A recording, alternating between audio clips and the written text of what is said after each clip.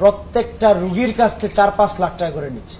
একটা গুলিবিদ্ধ রোগীর কাছ থেকে তারা যে টাকাগুলো নিছে এটা ডাকাতি ছাড়া কিছু না। ওনারা আজকে আজকে এই ভাষায় আমি আইসা এখানে কেন রাগান্বিত, ওনারা ডিরেক্ট বলতেছে যে হু আর ইউ। আমরা সাধারণ শিক্ষার্থী, আমাদের রোগীর এখানে ভর্তি, যে তোমরা এইভাবে হাসপাতালে নাড়াচাড়া করতে পারবে, হাসপাতালের আমাদের বিজনেসের ক্ষতি হবে, আমাদের স্বাভাবিক পরিবেশের আমরা ক্ষতি হবে। তো এই যে আমাদের সাথে ট্রিট, এবং সবচেয়ে যন্ত্রণাদায়ক একটা, আপনি কাইন্ডলি আমার সাথে আপনারা যাবেন, লাইফ সাপোর্টে যে ছিল হসপিটালে যে ইফেক্টেড, সে আমার হাতে ধইরা কাঁপতে কাঁপতে কাঁদতেছে, বলে যে ভাই আমি ৪ লাখ টাকা আমার দিচ্ছি, আমার পরিবারের কাছে টাকা নেই। এর নিচেই আছে টাকা নাই। একদিকে তার শারীরিক অসুস্থতা তাকে চূড়ান্ত লেভেলের মৃত্যুর মুখে নিয়ে যাইতেছে, মৃত্যুর সাথে ওনারা পাঞ্জালোর ব্যাপারটা এইভাবে না, মৃত্যুর সাথে তার একদম দ্বার প্রান্তে। আবার এই দিক দিয়ে হাসপাতালের এই নরপিশাচী, আমি বলবো নরপিশাচী কর্মকাণ্ড এই আহত, নিহত বা চূড়ান্ত লেভেলের আহত রোগীদের সাথে করতেছে। এখন তারা যাবে কোথায়? আপনারা বলেন যাবে কোথায়?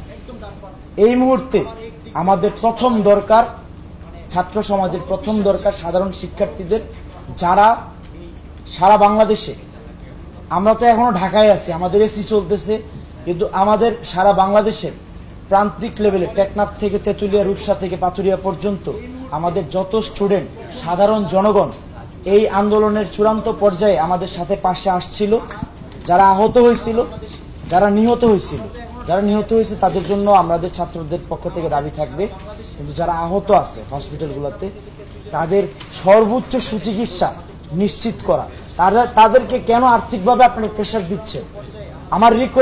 আমাদের রিকোয়েস্ট ছাত্রদের, আপনারা এই আর্থিকভাবে তাদের প্রেশার দিয়েন না, এবং তারা অলরেডি গুলিবিদ্ধ, তারা অলরেডি ইনজুর্ড, তারা অলরেডি ট্রমার মধ্যে আছে, তারা লাশের মধ্য থেকে বাইচে আসছে। প্লিজ আপনারা আপনাদের জাতির কাছে আমরা দাবি জানাচ্ছি করজোরে, তত্ত্বাবধায়ক সরকার ডক্টর মোহাম্মদ ইউনূস স্যার থেকে শুরু করে ওনারা যথেষ্ট আমাদের কোঅপারেট করতেছে, সরকার গঠন নিয়ে ওনারা ব্যস্ত আছে। আমি করজোরে আমার সমন্বয়ক ভাই বোনদের কাছেও রিকোয়েস্ট করব, প্লিজ আপনারা প্রত্যেকটা জায়গা থেকে এই আহত শিক্ষার্থীরা যারা আসলে বাইচা আছে, একটু লড়াই করতে, বিশেষ করে ঢাকা মেডিকেল কলেজ, আনোয়ার খান মেডিকেল কলেজ, পঙ্গু হাসপাতাল, আরো অনেক হাসপাতাল, বিভাগের বিভিন্ন জেলার হাসপাতালগুলোতে আরো খারাপ অবস্থা। কোটা আন্দোলনের শুরু থেকে এই পর্যন্ত এই দাবি আদায়ে সংগ্রামের শেষ পর্যন্ত, এবং এমনকি যেদিন স্বৈরাচারের পতন হয়েছে সেই দিনও পর্যন্ত ফায়ারিং হয়েছে বসুন্ধরা এরিয়াতে, ধানমন্ডি এরিয়াতে।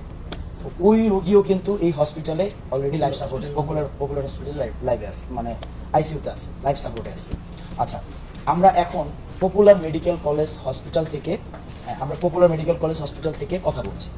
এখানে আমাকে গত 11টার সময়, আজকে দিনের 11টার সময় ধানমন্ডি এরিয়াতে যে স্টুডেন্ট 10:45-এর মতো আমাকে ফোন দেয়।